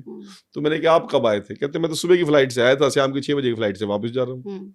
तो इसका मतलब हम 50 किलो का बैग उठा रखा था, 1.5 महीने से वहां थे, इसका मतलब हम पागल थे। उसका एक राउंड में सारी बिहार की वोटें सिद्धि होगी। उसकी एक राउंड में सारी वोटें, एक राउंड मार के आया, उसमें सारी वोटें मान गई, हाँ ठीक है जी आप आ गया, वोटें दे देंगे। कहाँ दिमाग खराब हो गया, कहाँ गए हैं ये वोट मांगने? तो ये सारे आरोप मतलब बेईमानी है। आप लोग ग्राउंड में काम आप अब हम एमसी के चुनाव में भी सीरियस हैं, ये लोग एमपी के चुनाव में भी सीरियस नहीं है। अब बेचारे एमपी के चुनाव में सीरियस हुए राज्यसभा में, अब वहां पर भी आपने सेंधमारी कर दी, एक निर्दलीय उम्मीदवार खड़ा करा दिया, पूरी बैक सपोर्ट दे दी, क्रॉस वोटिंग और वोट कैंसिलेशन। सारे एथिक्स की धज्जियां उड़वा दी। होटल में तो इनके पास थे, वो हमारे पास तो हम तो गोदी में उठा के किसी को किडनैप तो करके लाए नहीं। हम्म, हुड्डा जी को वोट दिखाई इन्होंने, भी हमने तेरे को वोट दे रहे, बोल क्या करेगा। हम्म, और हुड्डा जी ऐसे करके बैठे रहे, मैं भी वहीं था। हम्म, आप बताओ भी हम क्या करें। हम्म, जो उनकी टिकट पे जीत के आते हैं वो भी उनका भी इनका पर विश्वास नहीं है। अब वो कह रहे हैं उसमें भी आपने खरीद लिया कांग्रेस के विधायकों को। मतलब इनके मुंह पे वो चैलेंज करके गए कि हम तुम्हारे साथ नहीं है, वो तो बात समझ नहीं आ रही, खरीदने वाली बात समझ में आ रही है आपको। इनके ऊपर विश्वास ही नहीं उनको, वो इनको पसंद ही नहीं करते। इनकी लीडरशिप को उन्होंने चैलेंज किया है, खरीदने और ना खरीदने वाली कौन सी बात आ गई है। मैं आप लोगों को बताना चाहता हूं, कांग्रेस से और कांग्रेस के नेतृत्व से पूर्णतः कांग्रेसियों का मोह भंग हो चुका है। सबको लग रहा है कोई फ्यूचर है कांग्रेस का हरियाणा में? क्या क्या फ्यूचर है? आप अब मैं आपको बताना चाहता हूँ फ्यूचर कहाँ होगा। जो इनका कट्टर वोट बैंक था, जिसके दम पर कांग्रेस चलती थी, उसको इन्होंने 1975 के बाद साइड लगाना शुरू कर दिया और उन अवसरवादी लोगों को इन्होंने सिर पे बिठा लिया और उन अवसरवादी लोगों को जब मौका मिला इनको शंट आउट कर दिया। जो धरातल की सच्चाई लीडरशिप ना जाने, आज उस जो कट्टर वोट बैंक कांग्रेस का था, उस वोट बैंक को यदि आज बीजेपी गले लगाती है तो उनको दर्द होता है। कहते हैं जातिवाद कर दिया जी, डीएससी को क्यों पावर दे दी, आप पे तो सबसे ज्यादा आरोप डीएससी लगते हैं डीएससी पर जातिवाद डीएससी को बढ़ाने क्यों के। लाभ दे दिया। मैं तो कहता हूं कांग्रेसी जितना ज्यादा बोलेंगे कांग्रेस का उतने सत्यानाश होगा। मैं कहता हूं ये जितना डीएससी के बारे में कमजोर वर्गों की खिलाफत करेंगे, जितनी ये बात करेंगे, मैं तो कहता हूं देश लेवल पे करें। एक आधा बयान राहुल जी को भी देना चाहिए, भाई यदि मेरी सरकार आ गई तो मैं डीएससी वर्ग का खत्म करूंगा, कहे ना, मजा तभी आएगा। ये चिल्लाएं, कांग्रेस को सत्यानाश ही यहीं से होगा। जो लोग इनकी रीढ़ थी, उस रीढ़ को उन्होंने तोड़ने का काम किया। वो रीढ़ इनसे छूटकर, छिटक कर, टूट कर, लाचार, बेबस होकर आज वो बीजेपी के साथ है। क्यों आज बीजेपी के साथ ये वोट बैंक है। क्यों छिटका? मतलब अब ऐसा तो ओवरनाइट कुछ नहीं होगा, लगातार बार बार कुछ चीजें हुई होंगी और उसके बाद फाइनली लगातार ये जिन लोगों पर इन्होंने विश्वास किया उन्होंने इनको धोखा किया। कांग्रेस के साथ जब जब अवसर मिला अवसरवादी में इनको ठोकर मारी। आज ये ना यहाँ के रहे ना वहां के रहे, आगे भी लगातार उसी प्रकार की गलतियां कर रहे हैं। उन्हीं लोगों पर विश्वास कर रहे हैं जिन लोगों ने पैरेलल के राजनीतिक दल खड़े करे, कांग्रेस के वोट बैंक को डिवाइड किया जिन लोगों ने। हमारे लोग तो कट्टरता के साथ कांग्रेस साथ लगे हुए थे, परंतु इस प्रकार की बयानबाजी दे दे के उनको नजदीक लगाने की बजाय इस प्रकार के आरोप लगा लगा के उनको और दूर कर रहे हैं। और कांग्रेस आने वाले 100 साल तक भी नहीं उभरेगी, नहीं उभरेगी। बिल्कुल मैं कह रहा हूं आपको। तो हरियाणा में 2029 में कोई स्कोप है कांग्रेस पार्टी सरकार बनाने? मैं ये कह रहा हूं जो ये कांग्रेसी बैठे हैं, कांग्रेस के अंदर बैठे हैं, इनसे पूछ लेना आप, भाई आप आगे कांग्रेस में रहोगे क्या? ये तो हमने अपनी एंट्री बंद कर रखी है, हम एंट्री नहीं खोल रहे। अच्छा, मतलब कांग्रेस के अभी भी बड़े बड़े नेता संपर्क में हैं? जिस दिन गेट खोल गया तो धक्के से घुसेंगे, हम चाहे ज्वाइन भी ना कराएं, कहेंगे हम आगे जी। अच्छा, कौन से ऐसे नेता? एक दो के नाम उनको लग नहीं रहा कहीं पे भी कुछ है नहीं ना, अब भी नहीं कांग्रेस संभल रही। कांग्रेस को यही नहीं पता है कि मेरा मेरा मेरा समर्थक था कौन। वो मुझसे मंथन नहीं कर रहे, कभी चिंतन नहीं कर रहे। विधानसभा चुनाव में जो कुमारी उठेंगे इंसिडेंट गीता बुक्कड़ जी बयान दे देगी, डीएससी करके नायब सिंह सैनी ने वर्गीकरण करके गलत कर दिया। अब वो कर्मवीर बहुत बयान दे रहा था डीएससी करके, तुम दो 2-4 बयान और दो, ठोक ठोक के दो, पता लगेगा तुम्हें। पता ही नहीं इनको बयान क्या दे रहे हम, सोच ही नहीं पता। आज अंतिम पायदान पे खड़े बैठे हुए व्यक्ति की बीजेपी चिंता कर रही है, उनको राजनीतिक हिस्सेदारी देने की बात कर रही है, उनको एजुकेशन का ताकत देने की बात कर रही है, उनको यदि नौकरियों में हिस्सेदारी देने की बात करती है तो कांग्रेसियों को दर्द होता है। मैं तो कहता हूं खुल के बयान दे कि हम डीएससी के विरोध में हैं, तो बताएंगे लोग इनको। और अभी तो सिर्फ एजुकेशन में और शिक्षा में और रोजगार में ही हिस्सेदारी मिली है, अभी तो राजनीतिक हिस्सेदारी भी लेंगे। भारतीय जनता पार्टी से राजनीतिक हिस्सेदारी भी मिलेगी, तब कांग्रेस की देखना स्थिति क्या होगी। तो ये लड़ाई भी अगली तैयार है और भी बीजेपी ये देने को भी तैयार है। देगी क्यों नहीं देगी, बीजेपी समझती है अंतिम पायदान पर कौन खड़ा, किसको जरूरत है, किसका गला यहां तक, पेट यहां तक भर गया, बिल्कुल तैयार है। अभी तो राजनीतिक हिस्सेदारी की लड़ाई भी चलेगी। कृष्ण बेदी उसको पुरजोर तरीके से लड़ेंगे। नहीं, जिन लोगों का हक बनता है मिलना चाहिए उनका हक। हम्म, मैं भी कहूंगा, मेरे पार्टी नेतृत्व भी कह रहा है उस बात को, हम्म, हमारा संगठन भी कहेगा, हम्म, क्यों ना मिले। हम्म, अब वही मायावती तो कहती थी जिसकी जितनी संख्या भारी उसकी इतनी हिस्सेदारी, हम्म। तो संख्या के हिसाब से मिले हिस्सेदारी, क्यों ना मिले। तो कुमारी शैलजा, आपको लग रहा है वाकई में दलित समाज की बहुत बड़ी नेता हैं, जिनके बारे में जब कुछ बयानबाजी हुई तो ये समाज को लगा कि भाई हमारी नेता का ही जब अपमान हो रहा है तो हम फिर इस पार्टी के साथ नहीं रहना चाहते। देखिए, ये कांग्रेस के समझ में नहीं आ रही बात। हम्म, आज के दिन सबसे सेंसिटिव यदि कोई मतदाता है तो वो एससी वर्ग का मतदाता है। हम्म, वो छोटी से छोटी घटना पर भी रिएक्शन करता है, भले ही वोकल ना हो लेकिन रिएक्शन रिएक्शन करता है। अब हम तो मानते हैं शैलजा बड़ी नेता है, ये कांग्रेस को समझ में नहीं आ रही। जिस दिन कांग्रेस समझ में आ जाएगी तो दिमाग ठीक हो जाएगा। अभी वो तो कह रहे हैं कि वो उसको और प्रताड़ित करेंगे, क्योंकि उनके पास बहुत काबिल लोग आ गए ना आगे। हम तो उनको आगे बढ़ाएंगे, शैलजा जी को पीछे करेंगे। अब इनको समझ नहीं आई थी कि अशोक तंवर पे हमले का क्या रिजल्ट हुआ था। अब दोबारा समझ में आई है तो वापस ले लिया कांग्रेस में उन्होंने। अभी शैलजा जी की कीमत कांग्रेस को समझ में नहीं आ रही है, समाज को तो पता है शैलजा कितनी बड़ी नेता है। और इस प्रकार का यदि दोबारा कोई घटनाक्रम होगा तो कांग्रेस को तो आप देखना, और उसका रिएक्शन केवल हरियाणा में नहीं हुआ, दिल्ली में भी हुआ। कुमारी शैलजा हाइपोथेटिकल है, हालांकि वो तो कहती है मैं पक्की कांग्रेसी हूँ और कांग्रेस के ही झंडे में जाऊंगी, लेकिन अगर बीजेपी में आना चाहें तो नहीं, दरवाजे मैं खुले ये हैं। ऐसी को भविष्यवाणी नहीं कर सकता इतने बड़े नेता के बारे में। हालांकि बहुत बड़े बड़े नेताओं ने बीजेपी ज्वाइन की है। किरण चौधरी ने भी बताया कि जब वो किरण भाजपा चौधरी में शामिल हुई तो किरण उनकी बातचीत भी हुई, उन्होंने भी किरण कहा चौधरी किरण चौधरी एक कुमारी बहुत बड़ी शैलजा से नेता कि है। आप अपने आइए। अपने कुलदीप बिश्नोई बड़े नेता है, चौधरी रणजीत सिंह जी भी बड़े नेता थे, बड़े बड़े लोगों ने बीजेपी ज्वाइन की है। कुलदीप बिश्नोई भी आजकल बड़े परेशान चल रहे नहीं, हैं। कुछ नहीं, आप लोगों को वैसे लग रहा है, कहीं ऐसी बात नहीं है, बात सब ठीक होगी। पार्टी में ही रहेंगे, छोड़ के तो नहीं जाएंगे पार्टी। मैं जब बात कर रहा हूँ तो कोई लगता है कि आपको छोड़ने वाली बात है? ये लोग तो जो मैं तो ख्याल, आप ही से क्लैरिफाई कर रही हूँ ना, टू द नहीं, पॉइंट। कहीं ऐसी कोई बात नहीं। नहीं, मेरी रात भी टेलीफोनिक एक दो लोगों से बात हुई है, कोई दिक्कत नहीं है। कोई दिक्कत नहीं, हाँ, उसमें से पार्टी में ही रहेंगे, पार्टी के साथ ही परंतु रहेंगे। आज ही विपक्ष का भविष्य बिल्कुल धूमिल है। हम्म, जिन बातों को लोग व्यक्तिगत आग निकाल रहे हैं, उनका दर्द बीजेपी से नहीं है, उनका दर्द तो गरीब आदमी को हिस्सा क्यों मिल गया उसका दर्द हो रहा है। जब वो इस प्रकार का रिएक्शन कर रहे हैं तो जो रिएक्शन देखने वाले भी तो देख रहे हैं ना, रिएक्शन देखने वाले भी तो देख रहे हैं ना भी, यदि कांग्रेस के हाथ में ताकत होगी तो ये क्या करेंगे हमारे साथ लोग। तो आपको लग रहा है लोगों को अब डर लगने लग गया है कि अगर कांग्रेस पावर में आएगी तो फिर हमारे लिए तो बड़ा अंधकार ही देखने को मिलेगा? बिल्कुल बिल्कुल, कांग्रेस जिस ट्रैक पे चल रही है वो देश के लिए भी बहुत बड़ा खतरा है।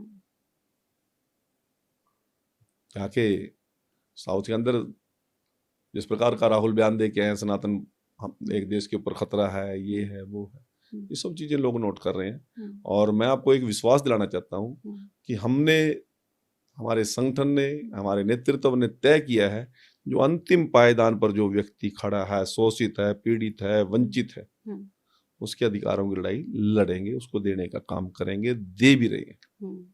हम इस ट्रैक पे चल रहे हैं। वो कह रहे हैं कि सिर्फ हमें चाहिए और किसी को नहीं चाहिए। लेकिन जिस अब तरीके से इतने प्रदेशों के अंदर कांग्रेस की बर्बादी का लोगों को सबक नहीं मिल रहा।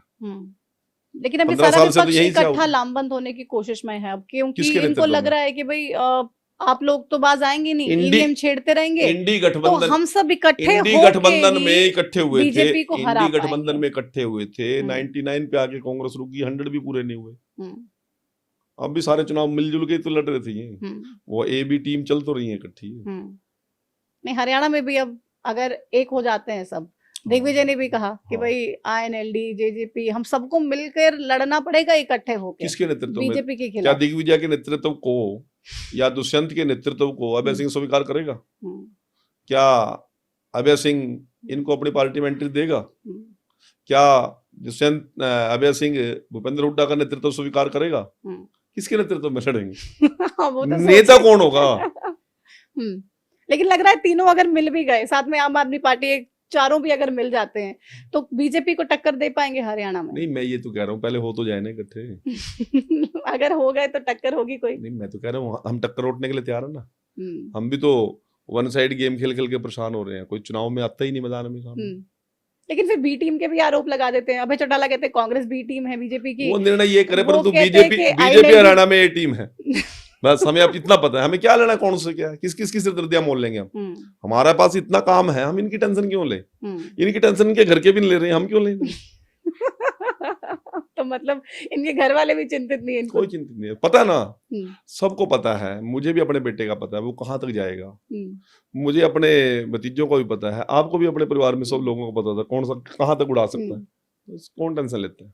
एक बहुत ही सीरियस मैटर, हालांकि क्योंकि अभी लोगों को एक पैनिक सिचुएशन कहीं ना कहीं देखने को मिल रही है। प्रधानमंत्री मोदी ने आह्वान किया पेट्रोल डीजल कम इस्तेमाल करें, ऊर्जा संकट एक बड़ा कहीं ना कहीं चल रहा है। तो ऐसे में देश को क्या पैनिक होने की जरूरत है? क्या परेशानी, कोई बड़ी परेशानी आने वाली है? देश के प्रधानमंत्री के मुंह से शब्द निकलता है तो उसमें पैनिक नहीं होता, वो सुझाव होते हैं, वो लोगों का विश्वास होता है। प्रधानमंत्री जी जिस प्रसाद से आह्वान किया, प्रधानमंत्री जी के शब्दों का हमें अक्षरतः पालन करना चाहिए। आज प्रदेश के मुख्यमंत्री ने अपने काफिले को कम किया। कल अरविंद शर्मा जी साइकिल पे गए हैं, आज मनोहर लाल जी बाई ट्रेन आ रहे हैं।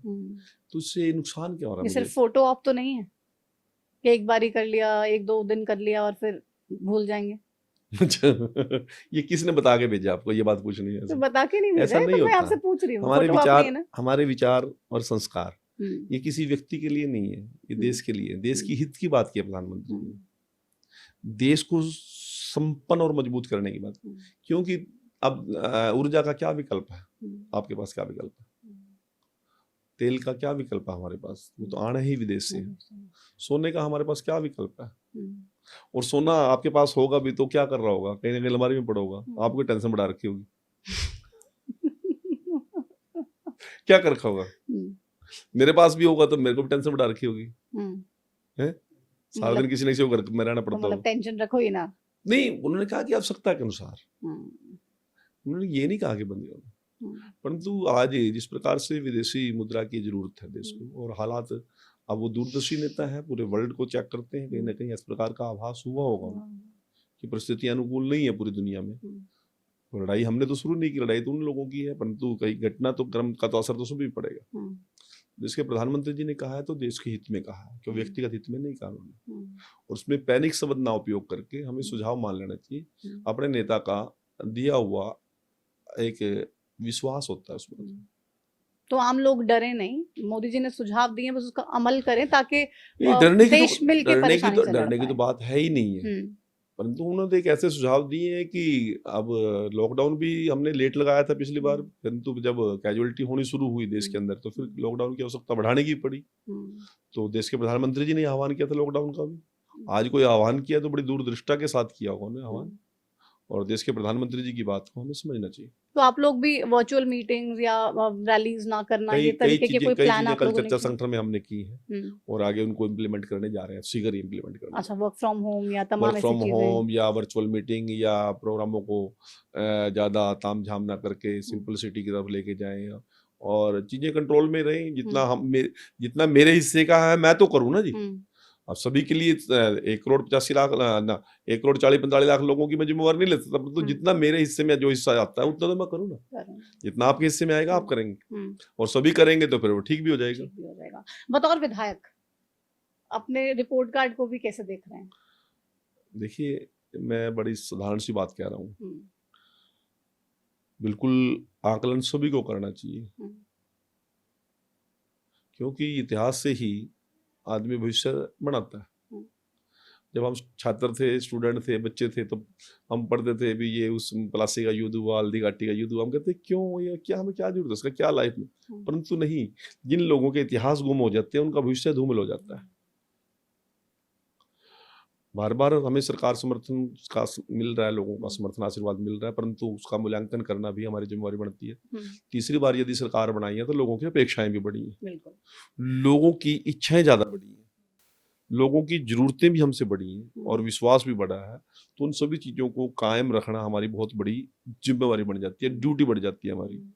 तो हम सभी की बार बार समीक्षा भी करते हैं, आकलन भी करते हैं, और जहाँ कहीं कोई सुझाव मिलता है और कोई बात मिलती है तो उसको आगे बढ़ाने का काम भी करते हैं। मैं आपके माध्यम से मतदाताओं से और खासतौर से अपने विधानसभा क्षेत्र के लोगों को विधायक के तौर पर मैं एक विश्वास देता हूँ कि उन लोगों की सुरक्षा की भी चिंता मैं करता हूँ, उन लोगों की शिक्षा की और चिकित्सा की मैं चिंता करता हूँ, और सभी लोगों के बीच में रह के प्रतिदिन मैं उस प्रकार की जानकारियां भी जुटाता हूँ, और जहाँ जहाँ संभव होता है प्रशासन को उस प्रकार की दिशा निर्देश भी मैं देने का काम करता हूँ। अंत्योदय और सेवा विभाग के नाम ही सेवा है, तो उस सेवा में उस अंत्योदय का जो नारा दिया था मनोहर लाल खट्टर जी ने, उस पे आप लोग आगे काम तो कर रहे हैं, लेकिन लग रहा है कि वाकई में सफल हो रहे हैं। 100% सफलता होगी ऐसा तो कोई गारंटी नहीं है, परंतु 99% लोगों को हम टच करते हैं, उनकी इच्छाओं को, उनकी उम्मीदों को, उनके जरूरतों को पूरा करने के लिए हम पूरे प्रयासरत हैं। दफ्तरों के चक्कर कोई व्यक्ति ना काटे, ऐसा हमने योजना बनाई है। पेंशन विभाग हमारा बड़ी संजीदगी से काम करता है। आज हम 36 लाख लोगों को सोशल जस्टिस डिपार्टमेंट के तहत 3200 रुपये पेंशन दे रहे हैं, और हर महीने की 10 तारीख को मुख्यमंत्री जी चंडीगढ़ से बटन पुश करते हैं और 36 लाख लोगों के अकाउंट में जाता है। कोई 1 रुपए की हेरा फेरी बीच में करने की हिम्मत नहीं है किसी की, डीबीटी के माध्यम से करते हैं। नहीं तो यही 100-200 रुपए पेंशन होती थी, वहां तक पहुंचते पहुंचते बेचारों की हालत होती थी, आपको पता ही था। दूसरा, ऑटो मोड पे हमने पेंशन सिस्टम को ले आए हम, जो योग्य होगा ऑटोमेटिक जुड़ जाएगा, और कोई दुनिया से चला गया या कोई और ट्रांसफर हो गया यहाँ से, या उसने स्टेट बदल लिया, वो भी ऑटोमेटिक हो जाएगा। इसी प्रकार से लाडो लक्ष्मी योजना में हमने फार्म बनाने की शुरुआत ही नहीं करी, दफ्तरों में चक्कर काटने ही नहीं है। आपको अपने ऐप को हमने अपने फोन पे आपने अपलोड करना है, अपनी जानकारी आपने देनी है। आज 10 लाख से ज्यादा बहनों को हमने इसमें जोड़ दिया। पहले किसी को डाउट था कि यदि इनकम में जुड़ जाएगा तो इसका लाभ लेने का फायदा नहीं है, हमारा बीपीएल कट जाएगा। अब विधानसभा सदस्य ने, मुख्यमंत्री जी ने कह दिया कि आपकी इनकम में लाडो लक्ष्मी नहीं जुड़ेगी। उससे स्पीड बढ़ी है, लोगों में और जुड़ाव आया। तो मतलब इसकी जो एफडी वाला आरडी वाला सिस्टम था वो आप लोगों ने चालू कर दिया? हाँ, चालू कर दिया। तो मतलब वो किस हिसाब से, छोटी छोटी बचत बहनों के लिए लाभदायी है। वो किस हिसाब से? यदि आज 2100 रुपए उनके हाथ में आते हैं तो वो 2100 कब चले जाए, कहाँ चले जाएंगे पता नहीं लगता। आप सवेरे 5000-10,000 रुपए जेब में पाके जाओ, शाम को आप ही नहीं ढूंढ सकते भी कहाँ गए पैसे, याद ही नहीं कर पाओगे एक एक बिल कहाँ ढूंढते रहोगे आप। सभी का नेचुरल है, हमारा भी, हमारे जेब में 500 रुपए खर्च हो गए तो याद ही नहीं रहते, रात को पूछते हैं यार कहाँ खर्च हुए, पता नहीं। तो इस प्रकार से कुछ उनकी साल 2-3 साल के अंदर कुछ पैसा उनके हाथ में इकट्ठा आएगा। बहनों की 100 जरूरतें हैं, बेटी के जेवर बनाने हैं, कोई रिपेयर करनी है, रसोई रिपेयर करनी है, कुछ फर्श डलवाना है, कुछ जरूरत की और चीजें लेनी है, तो वो उसमें उनको एक सहारा बन जाएगा। तो मतलब ये कितने साल की आरडी होगी जो वो अभी हमने 3 साल की है, आवश्यकता पड़ेगी बढ़ाएंगे या घटाने की आवश्यकता पड़ेगी घटाएंगे। अच्छा, 3 साल की आप लोगों ने आरडी 36 महीने की हमने तय कर दी। तो इसमें की रेट ऑफ इंटरेस्ट कितना है? वो रेट ऑफ इंटरेस्ट जो हमने सभी बैंकों से चेक आउट किया था, अच्छा, वो लगभग 6.5 या जो भी था, तो जिसने सबसे ज्यादा दिया 6.27 कुछ ऐसा करके, वो एक्चुअल डाटा याद नहीं मुझे, वो डिपार्टमेंट को पता है। वो जो सबसे ज्यादा बैंक इंटरेस्ट दे रहा था एफडी का, वो उस बैंक को हमने कह दिया। तो बीच में कुछ ऐसा भी अगर किसी को जरूरत पड़े तो 3 साल से पहले वो अपने पैसे निकाल सकते हैं? नहीं, वो नहीं है, वो सभी के लिए एक डेट। अच्छा, तो मतलब 3 साल बाद ही पैसे तो, लेकिन मिल जाएंगे। ऐसे तो मेरे जैसा व्यक्ति हर महीने खड़ा रहेगा एफडी तुलवाने के लिए। मतलब क्योंकि इसको लेके सबसे ज्यादा लोगों के सवाल होते हैं, सवाल इसलिए मैंने आपसे किसी को भी चिंता करने की जरूरत नहीं है। जब वो सारा सिस्टम को ऑपरेट किया है, मुख्यमंत्री जी ने अपने आप को प्रार्थी मान के, कृष्ण बेदी ने मंत्री मान के नहीं, वो सारे सिस्टम को हमने भी, मैं कृष्ण बेदी नहीं हूँ, मिनिस्टर नहीं हूँ, मैं कृष्ण बेदी आम आदमी, मैं एप्लीकेंट हूँ, मेरी क्या क्या जरूरतें हो सकती है। जो जो सवाल आपके दिमाग में, वो सभी सवाल हमारे दिमाग में थे, उन सभी सवालों का अपना आत्म मंथन करके अधिकारियों से डिस्कस करके तब फाइनल किया। इसके ऊपर लंबी चर्चाएं हुई हैं, महीनों महीनों हमने मीटिंगें की हैं, कई बार बैठे। लंबे बवाल भी हुए हैं विपक्ष के। नहीं, बवाल हुए तो बवाल तो देखो मेरी बात सुनो, आज तक किसका राज है जितना स्मूथली चला हो जितना नायब जी का चल रहा है? चौटाला जी के राज में नहीं हुए बवाल। कभी इलेक्ट्रॉनिक मीटर को लेके हुआ, कभी किसान आंदोलन को लेकर हुआ, कभी कंडेला कांड हुआ, ठीक है। हुड्डा जी के राज में नहीं हुआ, कभी मैयड़ कांड हुआ, कभी जेबीटी गेस्ट टीचर ने जाके वहां पे गोलियां चल खाई। सभी राज्य में ऐसा चलता रहा है, ऐसा नहीं है, बवाल तो होंगे ही। इतना बड़ा प्रदेश है, लोगों की अलग अलग अपेक्षाएं हैं, लोगों की जरूरतें हैं, और कुछ विपक्ष भी अपनी कृपा करके रखता है हमारे ऊपर। लेकिन ऐसा तो नहीं है ना कि अभय चौटाला की धमकियों से बीजेपी की सरकार डर जाती है और फिर बैकफुट पे आ जाती है? हाँ, डर गए हम जी, बिल्कुल बोल रहे हुए हैं। क्योंकि बार बार कहते हैं हम पे चौटाला। दिग्विजय को देख दिखाई धमकी ना पहले।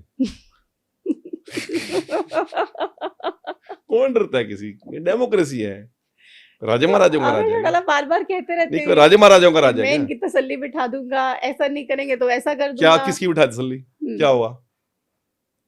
कुछ नहीं होता, ये कहने की बातें हैं। हम्म, अब जिसका जैसी बात है वो करेगा, हम्म, बहुत ज्यादा कोई परवाह नहीं करता। हम्म, लोगों में दोनों पक्ष देखने होते हैं। हम्म, लोगों को नायब सिंह सैनी की स्माइल पसंद आ रही है, हम्म।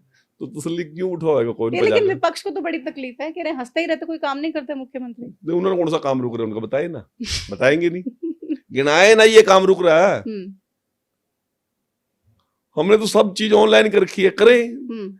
हमें पास आज, मेरे पास तो आज तक एक भी मेल नहीं आई किसी विपक्ष के आदमी की, बेदी जी आपके डिपार्टमेंट में ये कमी हो रही है, हम बताएंगे। अखबार में बोलते हैं, आप लोगों को बोलते हैं, ऐसे नहीं आके कोई बातें बोलते। बताओ ना, कोई बताए तो सही। और किसी ने बताई होगी तो हमने करके भी दी होगी उसकी।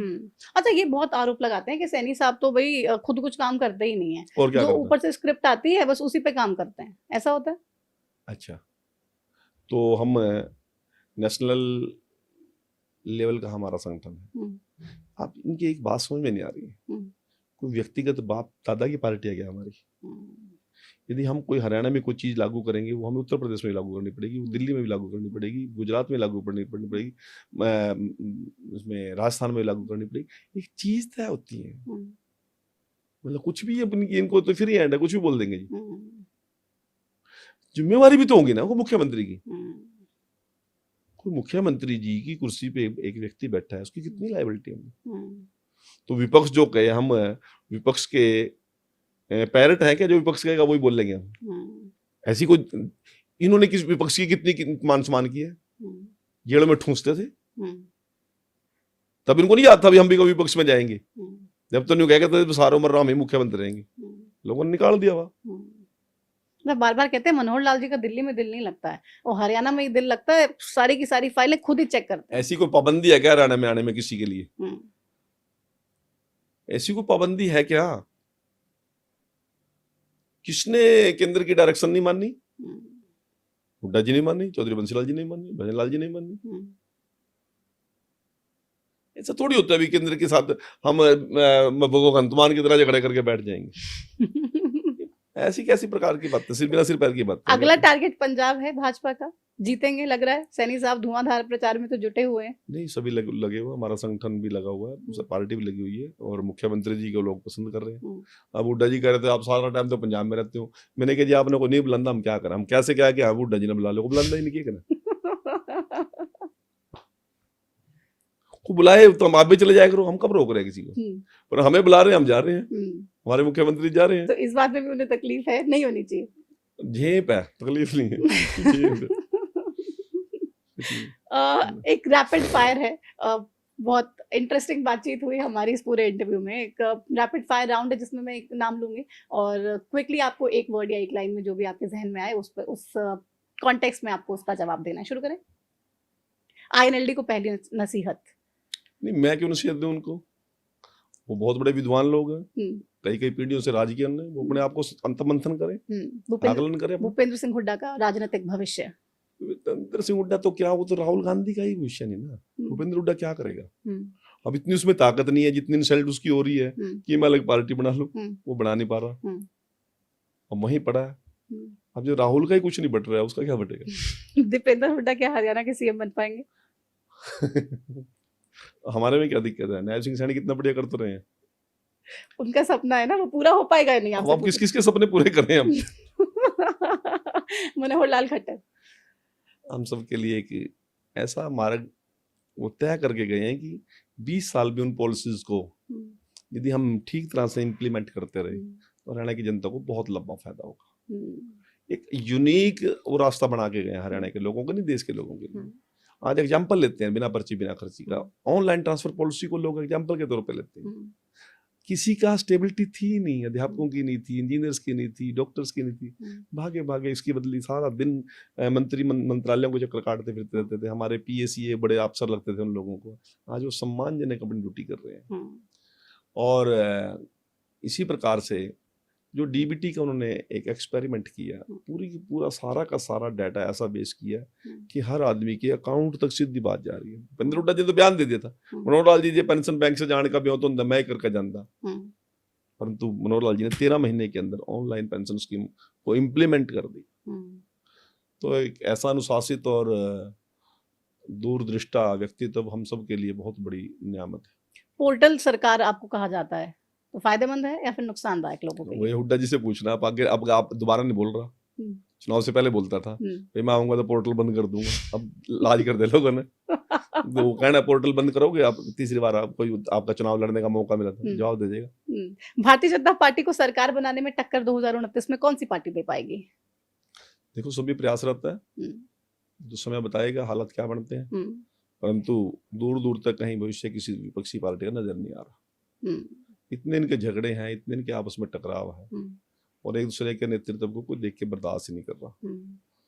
मुश्किल है। नायब सिंह सैनी साहब 100% हम लोगों से जुड़ा हुआ व्यक्ति, इसको सामान्य माता बहन भी सोचती है कि मेरा बेटा है या मेरा भाई है। चलती सड़क में ग्रामीण महिलाओं को, बहनों को देखकर, मजदूर बहनों को देखकर, एक चाय फड़ी वाले के पास रुक के उससे बात करना, सुनने का टेम्परामेंट, धैर्य बहुत कम पॉलिटिशियन में होता है, और काम करने का जुनून। रात के 2 बजे भी जाग रहा है। हमने तो सरकार देखी 6 सूर्यास्त और सरकारें मस्त हो जाती थी। अब उनको देख के हमें भी प्रेरणा मिलती है, हमें भी काम करते हैं। कृष्ण बेदी जी की हंसते हुए काम करने का भी हमें भी एक रिवाज मिल गया है, हंसते हंसते भी काम किया जा सकता है। कृष्ण बेदी जी के सबसे फेवरेट मुख्यमंत्री तो क्यों नहीं मनोहर लाल जी है, नायब सिंह सैनी है, क्यों नहीं? एक कोई एक सबसे फेवरेट। हम सबके आदर्श है मनोहर लाल जी। मनोहर लाल जी से सबसे बड़ी सीख? एक पैशन, जिद उनके दिमाग में जो थी, पूरी तरह मंथन चिंतन करके उसको सिरे तक बात को लगाना। बहुत से लोग कहते हैं ना वो तो हवा हवाई फाइनल कर देते थे, नहीं, वो लंबा मंथन करते थे, और गंभीरता इतनी थी कि आपने एक कागज आज दिया है, हो सकता है कि 2 महीने के बाद उस कागज के लिए, इतने से कागज के लिए 2 महीने के बाद फोन आए। मैंने सैकड़ों ऐसे काम देखे हैं, मैंने कोई कागज दिया या आपने कोई कागज दिया, अनजान आदमी ने कोई कागज दिया, उसके पीछे उनका नाम नहीं है, फोन नहीं है, कुछ नहीं है, तो उन्होंने 2-2 महीने तक उसके कागज पे चिंतन किया। ये नहीं है समझ नहीं आ रहा तो फेंक दे इसको। 2 महीने चिंतन मंथन करके, यार ये कागज उस डेट में मैं कहाँ गया था, कौन सा चेहरा था जिसने ये कागज दिया होगा, यहाँ तक वो ढूंढ के लाते थे। एक कागज को भी बिना सिरे तक लगाए उन्होंने कभी फेंका नहीं। मैं तो उनके एज ए पॉलिटिकल सेक्रेटरी के साथ 5 साल काम किया, और ऐसा बेहतरीन सोच, ऐसा मतलब जुनून की हद तक किसी काम के पीछे जाना। नरेंद्र मोदी तो इस देश के लिए एक बहुत बड़ा एग्जाम्पल सेट हो चुका है। जो हम देश के लोगों के दिमाग में एक बात बैठ गई थी, हमारा कुछ नहीं हो सकता, नरेंद्र मोदी जी के आने के बाद ये लगता है कि हम सब कुछ कर सकते हैं। कृष्ण बेदी का सबसे बड़ा सपना? मैं हरियाणा प्रदेश की एक जिम्मेवारी पद पे हूँ, जितने भी लोग हमारे संपर्क में आए उनकी समस्याओं का हम समाधान कर सकें, और मनमानी करके नहीं, बेईमानी करके नहीं, उनके हक उनको मिले, संविधान के अनुसार मिले। अंतिम पायदान आदमी जो पे खड़ा है, जिसके पाँव में जूता नहीं, पेट में रोटी नहीं, तन पे कपड़ा नहीं, शिक्षा नहीं, चिकित्सा नहीं, उन लोगों को जब तक बराबरी की उनके बीच में सोच न पैदा कर लूं, उनको एक बराबर की लड़ाई लड़ने के लिए मजबूत ना किया जा सके जब तक, तब तक सद लगता है जीवन की कुछ सफलता नहीं मिलेगी। चलिए, बहुत शुक्रिया, बहुत बेहतरीन ये बातचीत रही, और हर सवाल का जवाब आपने एकदम बेबाकी से अपने अंदाज में टू द पॉइंट तरीके से ही दिया। अब मेरी समस्या क्या है कि मैं पूरा दिन पॉलिटिशियन नहीं हो सकता, और जब माइक पे होते हैं तो कुछ चीज सीमाओं में कहनी पड़ती हैं। जब सीमाओं में कहनी पड़ती है तो फिर गला घुटता है।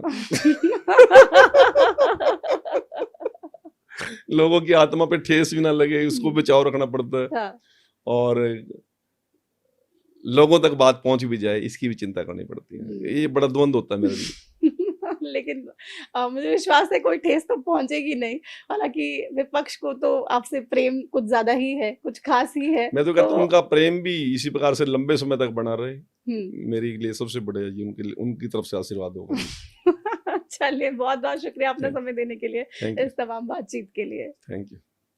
तो कृष्ण बेदी साहब को आपने सुना, पूरी बेबाकी से अपने अंदाज में हर सवाल के जवाब दिए। शुरुआत से बताया कि कैसे जब राजनीति में आए थे तब मालूम भी नहीं था कि राजनीति होती कैसे, लेकिन मन में सवाल थे, उत्सुकता थी, और छोटी छोटी परेशानियां को जब देखते थे कि ये परेशानी मेरी गली में है, ये गली टूटी है, या बिजली नहीं आ रही है, पानी नहीं आ रहा है, तो इसका समाधान कैसे होगा, बस उसी उत्सुकता से आज यहाँ पर हैं। 2014 में जब मनोहर लाल खट्टर ने मुख्यमंत्री पद की शपथ ली तो उनकी कैबिनेट में राज्य मंत्री बने। 2024 में नायब सिंह सैनी साहब की कैबिनेट में कैबिनेट मंत्री हैं, और सपना बस इतना ही है कि भाई लगातार हरियाणा के लोगों के लिए काम करते रहें, किसी को भी जो भी परेशानी हो उसके लिए, उसके समाधान के लिए कार्य करते रहें। और विपक्ष को जो तकलीफ है वो तो होती ही रहेगी, क्योंकि विपक्ष का काम ही है सिर्फ बातें करना, और बीजेपी लगातार ग्राउंड पे मेहनत करके अक्सर तमाम चुनौतियों को पार करना जानती है। बातें हवा हवाई नहीं होती, ग्राउंड पे काम होता है। और ये पूरा अपनी जर्नी और तमाम एक्सपीरियंसेस के बारे में हमसे कृष्ण बेदी जी ने बात की। फिलहाल इस खास बातचीत में बस इतना ही। आप देखते रहिए हरियाणा न्यूज। मुझे दीजिए इजाजत, नमस्कार।